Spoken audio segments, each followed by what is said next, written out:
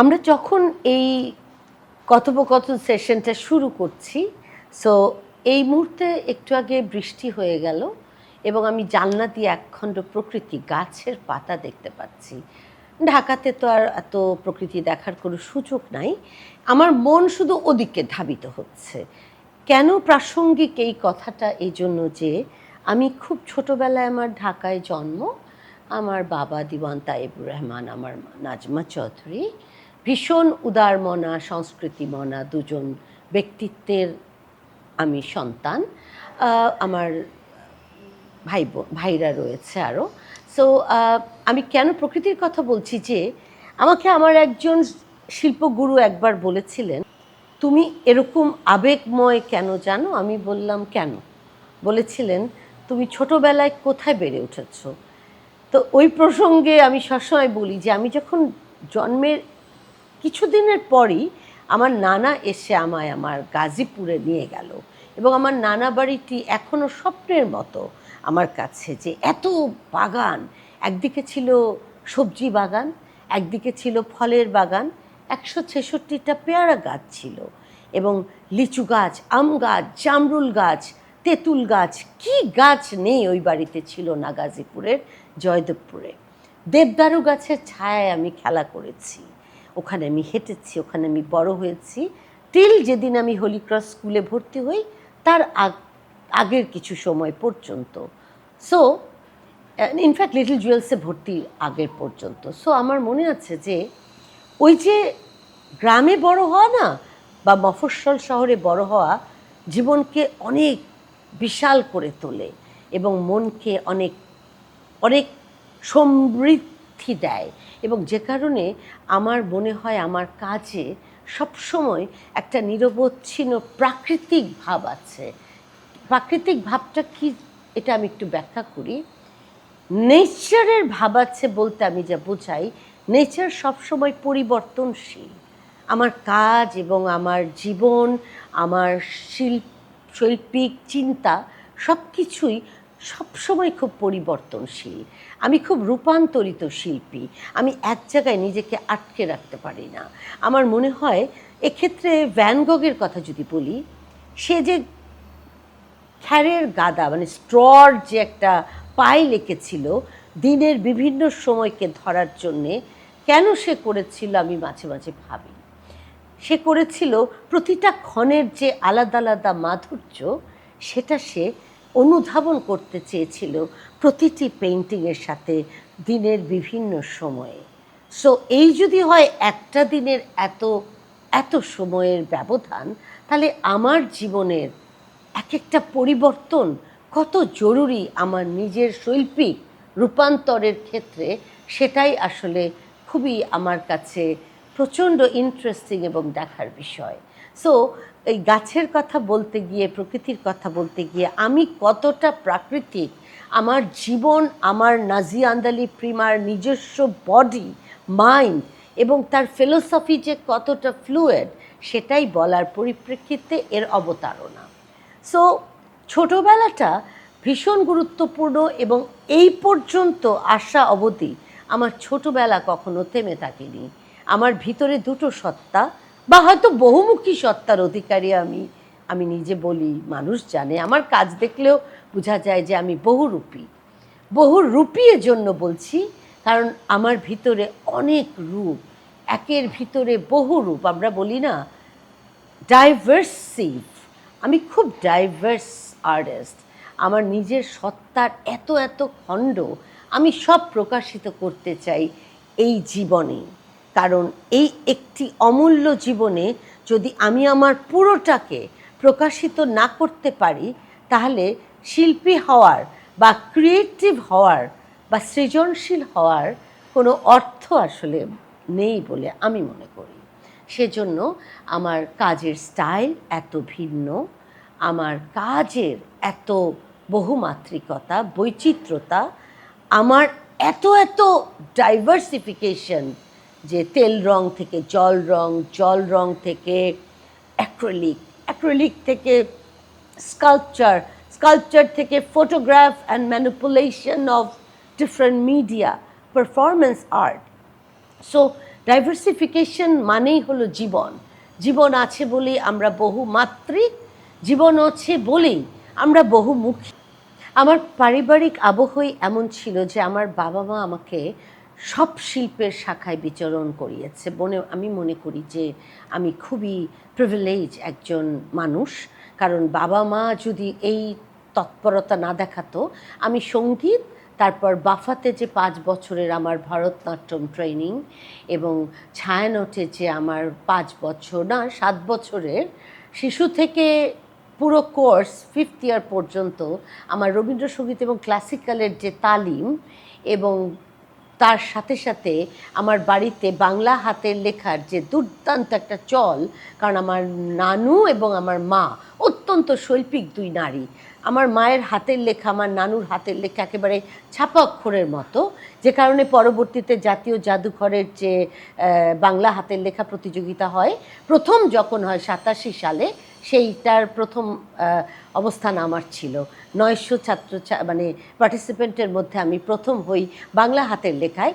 সেই হাতের লেখা এখনও জাদুঘরে সংরক্ষিত আছে বলে অন্তত আমার বিশ্বাস। সো আমি ছায়ানটে প্রারম্ভিক শিশু ক খ করে 3 বছর, তারপর রবীন্দ্রসঙ্গীতে 5 বছর, এবং তার সাথে সাথে ক্লাসিক্যালে 5 বছর। আমার মনে আছে আজাদ রহমান আমাদের প্রসিদ্ধ যে ক্লাসিক্যাল ইনস্ট্রাক্টর, মানে ওস্তাদ ছিলেন, তার কাছে আমি তালিম নিয়েছি। এরকম সুমন দা আমার ওস্তাদ ছিলেন। তো এরকম অনেক ওস্তাদের কাছে আমি আসলে বাংলাদেশে ক্লাসিক্যাল তালিম নিয়েছি, এবং এখন আমি দেখতে পাই প্রত্যেকটা যে আমার সংস্কৃতির সাথে যে এত কঠিন গাঁথুনি, এটা যেন তেন গাঁথুনি, এটা একাডেমিক গাঁথুনি, যেটা কিনা আমাকে অধ্যবসায়ের মধ্য দিয়েও নিয়েছে, কারণ কম্পিটিটিভ প্রত্যেক ইয়ার আমাদেরকে পরীক্ষা দিয়েই নেক্সট ইয়ারে উঠতে হয়েছে। সো এই গাঁথুনিগুলো আমার শিল্পকর্মে সব ইন্দ্রিয়কে ব্যবহার করতে সাহায্য করেছে। আমরা বলি না 6 সেন্স, পঞ্চ ইন্দ্রিয়। 6 সেন্স মানে 6টা, আবার এদিকে পঞ্চ ইন্দ্রিয়, শ্রবণেন্দ্রিয়, স্বাদিন্দ্রিয়, জ্ঞানেন্দ্রিয়, দৃশ্য, দর্শন, সব কিছু মিলে যে ইন্দ্রিয়গুলো আমি ব্যবহার করতে পারি, ওই ছোটোবেলায় চারুকলার আগেও এই শিক্ষাগুলো আমি প্রাপ্ত হয়েছিলাম। এবং আমি ছায়ানটে শুরু করি যখন আমি ক্লাস 8-এ পড়ি, এবং আমি এটা শেষ করি যখন আমি চারুকলায় ভর্তি হই। বাফাতে গিয়েছি, তারও আগে বলে নেই, রওশন জামিল ছিলেন, গহর জামিল ছিলেন আমার গুরু।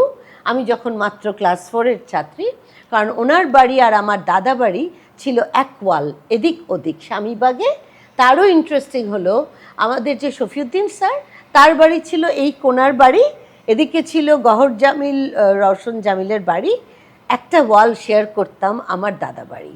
সো আমার মাকে শফিউদ্দিন দাদু প্রায় নিয়ে, যে উনি যখন আঁকতেন, আমার মা অনেক ছোট ছিলেন, ওই সময় তো অনেক ছোটোকালে বিয়ে হতো, আমার মাকে বলতো আমি ছবি আঁকবো, তুমি মেঘনাদ বধ কাব্য শুনতে থাকো। এসব আমাদের ছোটোবেলার স্মৃতি। আর প্রত্যেক শনিবার আর শুক্রবার না রবিবার হেঁটে হেঁটে আমি গহর দাদুর বাড়িতে যেতাম। রওশন জামিল বাগানে বসে চা খেত, ডালিয়া ফুলের একটা লেন ছিল, ওটা ধরে ধরে যেখানে গহর জামিল বসে তালিম দিতেন, আমি ছোট্ট পায়ে ওখানে পৌঁছে যেতাম, এবং শুরু হতো আমার তাতা থই থই। এবং ওই যে ওনাদের সংস্পর্শে আসাও একটা বিরাট ব্যাপার। পরে ওনাদেরই রেকমেন্ডেশনে আমি বাফাতে ঢুকি, ঝুনু আপা ওখানে তখন ওস্তাদ, এবং আমি অনেক অনেক শিল্পগুরুর, মানে নাচের যারা তালিম দেয় তাদের সংস্পর্শে আসি। সো এত এত গুরু, এত এত ওস্তাদ, এত এত তালিম আমার পরবর্তী শিল্পকে অনেক পরিশীলিত, পরিমার্জিত, সমৃদ্ধ করে। চারুকলাটা আসলে এখন আমার মনে হয় it was really not a conscious decision, it was an accident for me. চারুকলাটা এখন আমি বুঝি, কারণ আমার আসলে আমেরিকা, অস্ট্রেলিয়া বা কোনো উন্নত দেশেই পড়বার কথা, কারণ আমার হলিক্রস থেকে বেরোয়ার পর আমার হলিক্রসের সব বন্ধুরা কোথায় গেল? সব আমেরিকা চলে গেল, ইউকে চলে গেল, এবং আমার পরিমণ্ডল পারিপার্শ্বিকতা ওটাই ছিল, এবং আমার ভাইরাও চলে গেল আমেরিকা। সো আমি ভর্তি হতে চাইলাম সায়েন্সের কোনো সাবজেক্টে, এবং সত্যি কথা বলতে আমি বেনারস হিন্দু ইউনিভার্সিটিতে চান্সও পেয়ে গেলাম মাইক্রোবায়োলজিতে পড়ার জন্যে। সো যখন আমি রেডি হচ্ছি এটা পড়তে যাব। হঠাৎ একদিন আমার অদ্ভুতভাবে কোনো একটা দৈব বলে নাকি মনে হলো, আচ্ছা আমি যদি সায়েন্টিস্টই হই তাহলে আমি আর্টিস্ট কেন নই? হ্যাঁ, তো এটার মনে হতে আমি কেন জানি সমানে খুঁজতে লাগলাম। চারুকলাতে আমি ছোটোবেলায় ছবি আঁকতে যেতাম, ওই যে ছোটোদের যে জায়গাটা, কারণ ওই সায়েন্স ল্যাবরেটরিতেই তো আসলে ছায়ানট ছিল, ওই সায়েন্স ল্যাবরেটরি স্কুলে, ওখান থেকে হেঁটে এসে চারুকলায় যেতাম। কিন্তু ওখানে পড়বো এমন কোনো মনস্তাত্ত্বিক আইডিয়া ছিল না, হয় সায়েন্স ফ্যাকাল্টি কার্জন হলে পড়বো, নয় আমি বিদেশ চলে যাব, রাইট? তখন হঠাৎ মনে হলো, যখন বেনারস হিন্দু ইউনিভার্সিটিতে আমি মাইক্রোবায়োলজি পড়তে যাব, তখন হঠাৎ আমার চিন্তা হলো, আচ্ছা আমি যদি সায়েন্টিস্ট হয়ে যাই তাহলে আর্টিস্ট সত্তাটার আমার কী হবে? এই যে আমার নাচের তালিম, গানের তালিম, এত এত তালিম, আমি আসলে এটার কোথায় নিব? যদিও এখন জানি সায়েন্স এবং আর্টস একসাথে ওতপ্রোতভাবে মিলিত, কারণ তখন তো সময় অন্য। তো তখন একটা অ্যাড দেখলাম চারুকলায় ভর্তি পরীক্ষা। তো আমি তখন আমার বাবার খুব ঘনিষ্ঠ বন্ধু, ছোটোবেলার বন্ধু ছিল রফিকুন নবী স্যার, এখন যে আমাদের খুবই গুণী শিল্পী, আমাদের শ্রদ্ধেয় রফিকুন নবী স্যার, তাকে আমার মা ফোন করলেন যে ও তো চারুকলায় পড়তে চায়। তো যেহেতু আমার দাদু বাড়ি পুরান ঢাকায় স্বামীবাগ, ওনার বাড়ি ক্যান্ডারিয়া, এবং ওনারা ওখানেই বড় হয়েছে একসাথে, সো আমার বাবা ওনারা, তো উনি বললেন যে, আর আমি মেধাবী ছিলাম, আমি মেধাবী আমার পরিচয়, আমি খুবই নলেজ বেস একজন মানুষ, আমি জ্ঞান ছাড়া বাঁচতে পারি না। এখনও অনেকে দুষ্টুমি করে যে প্রিমা আর্টিস্ট, কিন্তু সারাক্ষণ জ্ঞান চর্চাই করতে থাকে। সো আমি বাইরে যাব, নাম করা কোনো একটা বড় ইউনিভার্সিটিতে পড়বো, আইভি লিগে পড়বো, এটা আমার স্বপ্ন। তো হঠাৎ চারুকলা, তখন উনি রফিকুন নবী স্যার একটা কথা বলল যে, দেখো যে দেশেই যাক, যেখানেই যাক, ও যদি তার আসল মূল জায়গাটা খুঁজে পায়, প্যাশনটা খুঁজে পায়, সেখানে ও যে কোনো জায়গায় সেই শীর্ষে পৌঁছে যাবে। এই কথাটা খুব দারুণ বলেছে, প্রকৃত শিল্পীর বা ভিশনারি শিল্পীর মতোই বলেছিলেন আমার মাকে, এবং আমার মা ওটাতে কনভিন্স হয়ে গেলেন, কারণ উনি একটা নাম তখন বাংলাদেশে, না?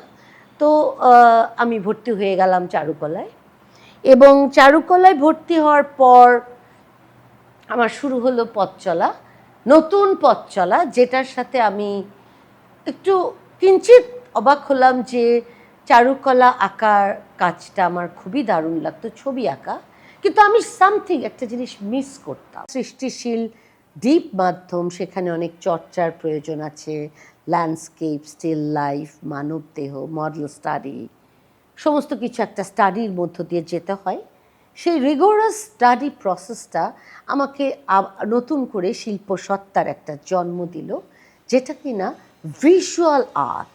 মানে যখন আমি নাচি তখন আমি নিজে ভিজুয়াল, আমাকে দেখা যায় সশরীরে উপস্থিত, যখন আমি গান গাই আমার ভয়েস বা আমার কণ্ঠ শোনা যায়, আবার যখন আমি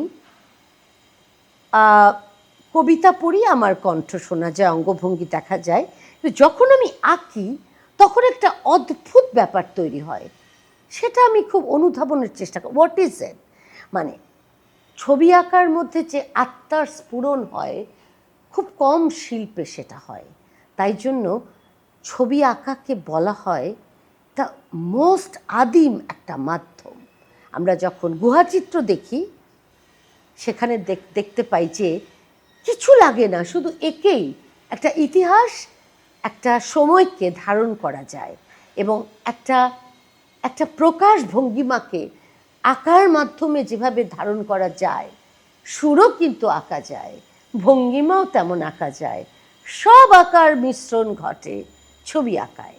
এবং তারও পরবর্তী ধাপ আমরা বলি না চলচ্চিত্র, 4 ডিমেনশন। সো সৃষ্টির এই যে এতগুলো ডিমেনশন, না, চারুকলায় পড়ার সময় আমি আমার স্রষ্টাকে দেখতে পাই আমার ভিতরে। হ্যাঁ, আমি ফিল করি আমার ভিতরে যে তার অবগাহন। এবং আমার এক শ্রদ্ধেয় শিক্ষক বলেছিলেন, পাতার মধ্যে শুধু সবুজ নাই, কিন্তু এত সবুজ দাও কেন? তা আমি বললাম, স্যার পাতা তো সবুজ। বলে, না, আশেপাশে যা আছে ওইটার রঙে সবুজটা যায়, সবুজের রঙে ওটা আসে, দুটার মিলিত একটা কালার তৈরি হয়। তার মানে আমি একটু আগে বলছিলাম না যে আমার যে বাচ্চাটা না, ও যদি প্রাণ নাও থাকে, ওর প্রাণ অলরেডি আর্টিস্টের সাথে মিশে গেছে, তাই ও অলরেডি প্রাণপ্রাপ্ত। তেমন গাছের পাতার সাথে যে পাশের বাড়ির সাদা রঙের রিফ্লেকশন বা আকাশের যে নীল রং, সেটারও রিফ্লেকশন আছে। প্রতিটা পরিবেশের এক একটা অংশ আমরা অপরকে আমরা ধারণ করি বলেই আমরা এত সুন্দর হয়ে উঠি। কারণ একা কখনো কেউ পরিপূর্ণতা পায় না, পরস্পরের সাংস্পরিক সংস্পর্শে এক একজনের পরিপূর্ণতা তৈরি হয়। সেটা হতে পারে প্রকৃতি, হতে পারে মানুষ, হতে পারে জীবজন্তু, এনিথিং।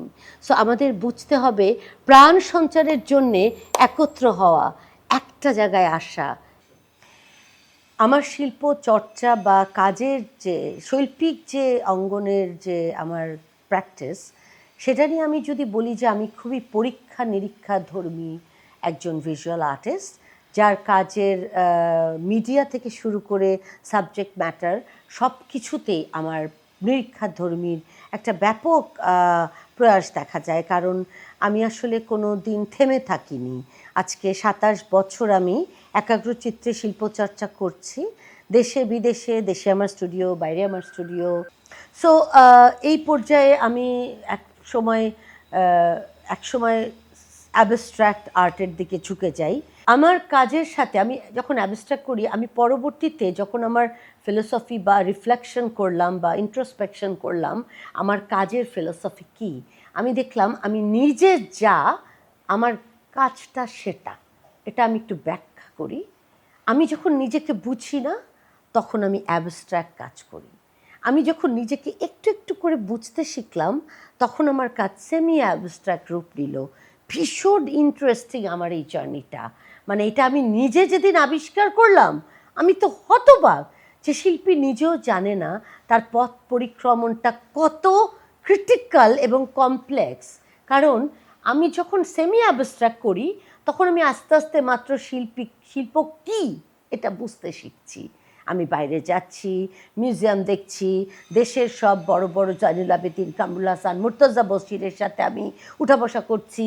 তিনি আমার স্টুডিওতে আসছেন, উনি আমাকে বোঝাচ্ছেন আর্ট কী এবং উনি কী আঁকেন, উনি কোথায় গেছেন, ওগুলার আলোকে আমি শিখছি। তখন আমি সেমি অ্যাবস্ট্রাক্ট।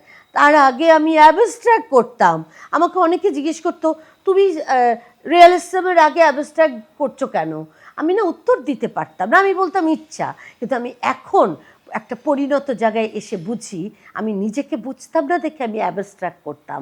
তাহলে ফিলোসফিটা কত জোরালো এখন আমি বুঝতে পারি। হ্যাঁ, কারণ আমি যা, আমার ছবি তা।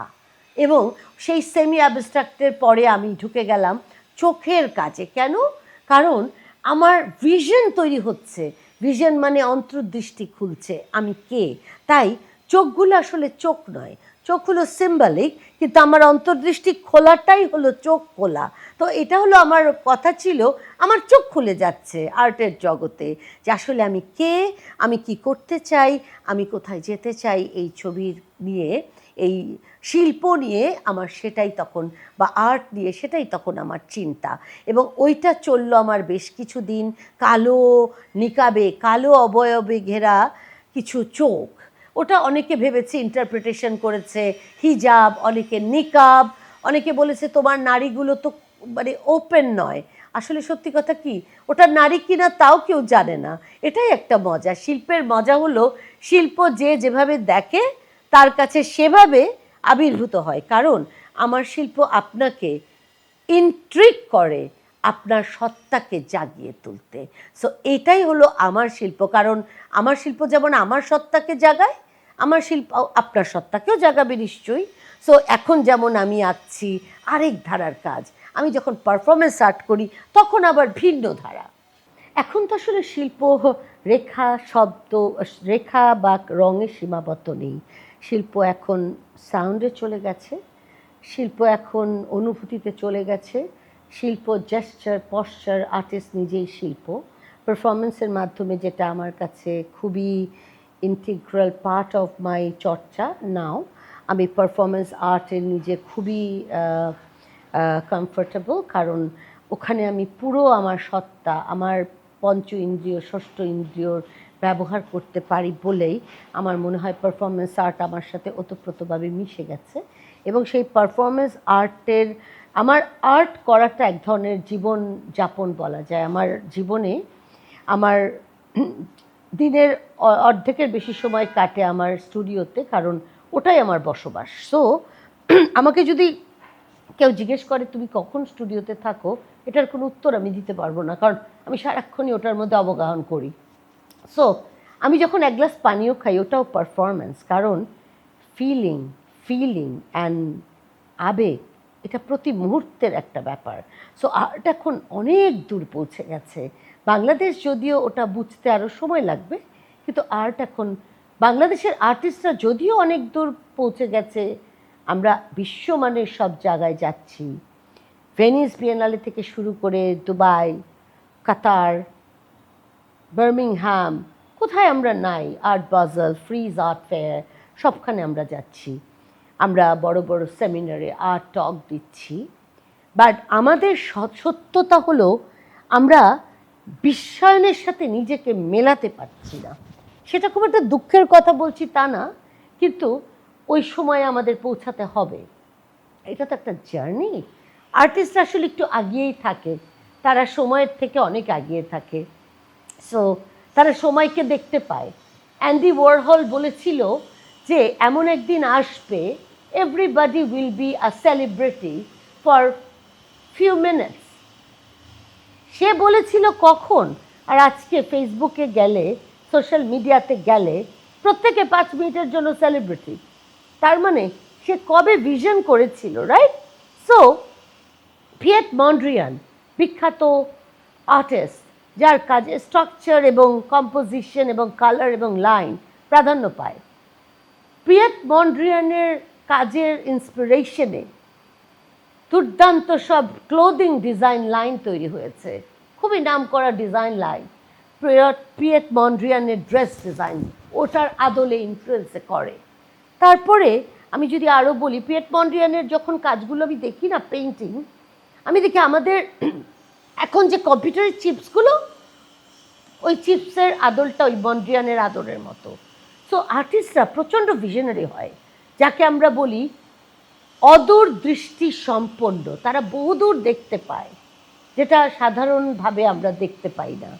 সো একটা আর্টের সমাজে থাকা যে কত গুরুত্বপূর্ণ, বাংলাদেশ এটা এখন অনুধাবন করতে পারছে না। বাংলাদেশের কাছে এখনও আর্ট শুধুই এন্টারটেনমেন্ট, একটা সময় কাটানো বা তাকিয়ে খানিকক্ষণের কিছু কালার দেখা, সূর্যাস্ত দেখা, শাপলা ফুল দেখা বা নদী দেখা, পাখি দেখা।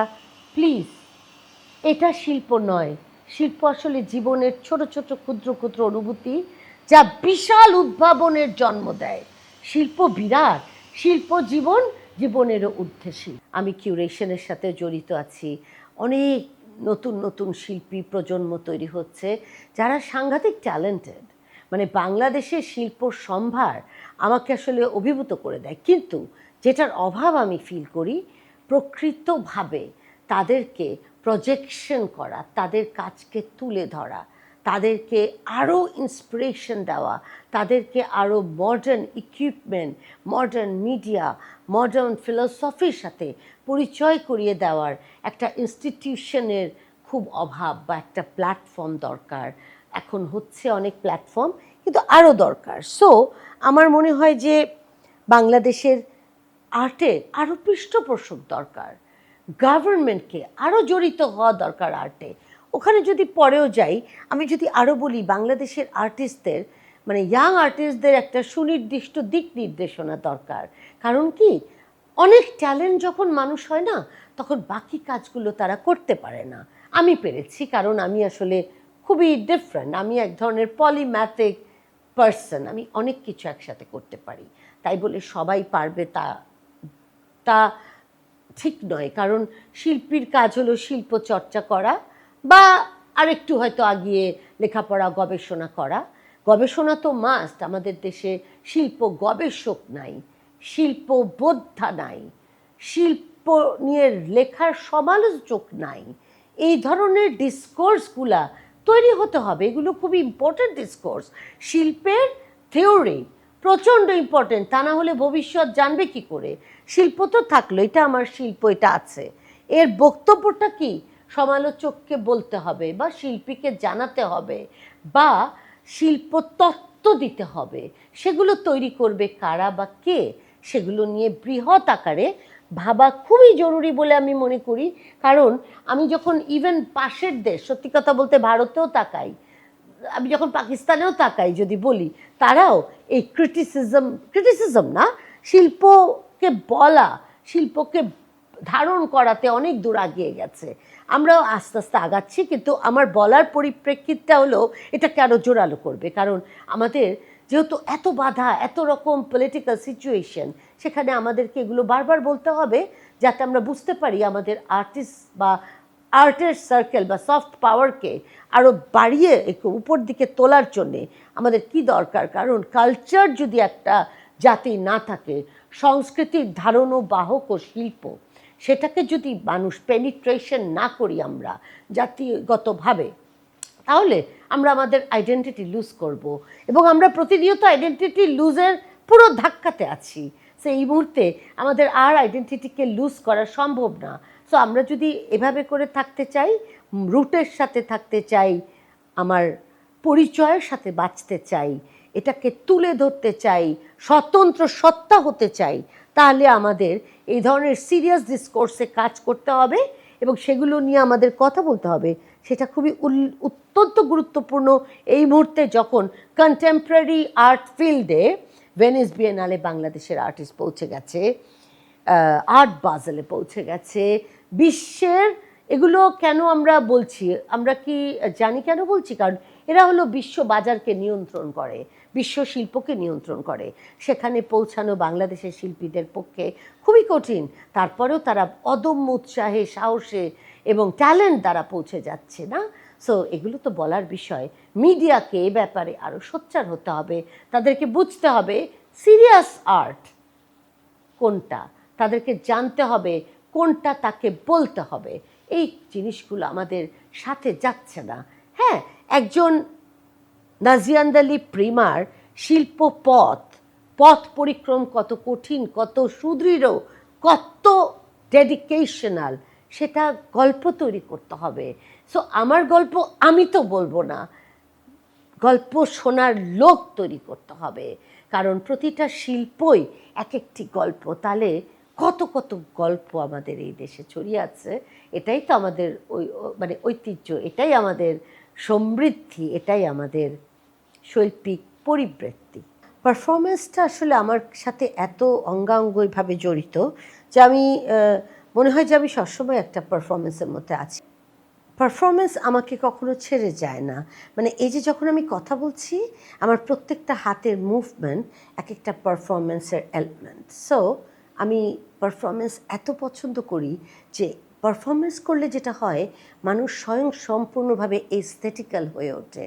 তার বাচনভঙ্গি, তার তাকানো, সব কিছুতে একটা মুদ্রা তৈরি হয়, একটা জেস্চার তৈরি হয় এবং রিপিটেশন তৈরি হয়। সেই প্রত্যেকটা মিলেই আমার আসলে পারফরমেন্স। সো আমি 30+ পারফরমেন্স অলরেডি করে ফেলেছি, যেটা আমি স্বপ্নেও ভাবতে পারিনি এত পারফরমেন্স কেমনে হলো। সো দেশে বিদেশে মিলে অনেক পারফরমেন্স আমার। সো আমার প্রথম দিককার পারফরমেন্সের মধ্যে খুবই উল্লেখযোগ্য এবং খুবই আলোচিত পারফরমেন্স হলো ম্যারি মাই এগ, যেটা হলো একটা আমি কিছু ডিম বসে প্লেটে নিয়ে কাঁটা চামচ দিয়ে কেটে কেটে খাচ্ছি এবং খুব সিগনিফিকেন্টলি আমি বাংলাদেশের বধূরা যেভাবে বিয়ের সময় সাজে সেরকম লাল বেনারসি পরা, এবং উল্লেখযোগ্য ওই বেনারসিটা আমার মায়ের বিয়ের বেনারসি, ওটাই আমি পরেছি। কারণ পারফরমেন্স আর্টের সব কিছুই কিন্তু একটা ডকুমেন্টেশন। তো আমার মায়ের বিয়ের ওই সিগনিফিকেন্ট বেনারসি এবং ওই ঘোমটাটা খুব জরুরি আমার জীবনে, এবং আমার মনে হয় গলার সোনার গয়নাগুলো তার বিয়ের। সো এগুলো আমি যেহেতু উত্তরাধিকার সূত্রে পেয়েছি, এটাকে ডকুমেন্টেড করে রাখলাম পারফরমেন্সের মাধ্যমে, যে এটা আজীবন এটার একটা ডকুমেন্টেশন থাকলো। এবং সেই লাল বেনারসি পরে আমি একটার পর একটা পোচ ডিম খাচ্ছি। এবং if you think about marry my egg কথাটা, এটা নিয়ে অনেক ইউনিভার্সিটিতে বাংলাদেশে রিসার্চ হয়েছে, মাস্টার্সের ছেলেমেয়েরা এটা নিয়ে থিসিস করেছে, আমি দেখলাম ইউটিউবে। তারা বলার চেষ্টা করেছে তারা কি বোঝাতে চায়। আমি বোধহয় এই প্রথম ভিডিওতে এটা বলছি, এটা মানেটা কি। সো মেয়েরা, নারীরা সবসময় তাদের ফার্টিলিটি দিয়ে জাজ হয়ে আসছে টিল নাও। যখন আমরা এআইয়ের যুগে বাস করছি, যখন আমরা সোশ্যাল নেটওয়ার্ক মোবাইল টিপে চাপছি, তখনও পৃথিবীতে এমন কান্ট্রি আছে, এমন সোসাইটি আছে, আমাদের মতো সোসাইটি, যেখানে মেয়েদেরকে শুধু বাচ্চা দেওয়া যন্ত্র হিসেবে ভাবা হয়। ম্যারিমাইম এগে আরেকটা যেটা উল্লেখযোগ্য জায়গা আছে ওই পারফরমেন্সের তাৎপর্যটা এই জন্য যে আমি আমার নিজের ডিম আমি নিজেই খেয়ে ফেলছি। অবশ্যই এটা প্রতীকী, আমি কেটে কেটে খাচ্ছি এবং আমার চেহারার এক্সপ্রেশন বলে দিচ্ছে যে আমি কতটা এই সমাজকে বা আমাদের পারিপার্শ্বিককে কতটা অবজ্ঞা ভরে, কতটা ঘৃণার ভাবে একে দেখছি, যেন আমি নির্বিকার, আমি আমার একটার পর একটা ডিম খেয়ে চলেছি, যে অ্যাজ ইফ আমার কোনো ভ্রুক্ষেপই নেই এই সমাজকে নিয়ে। হ্যাঁ,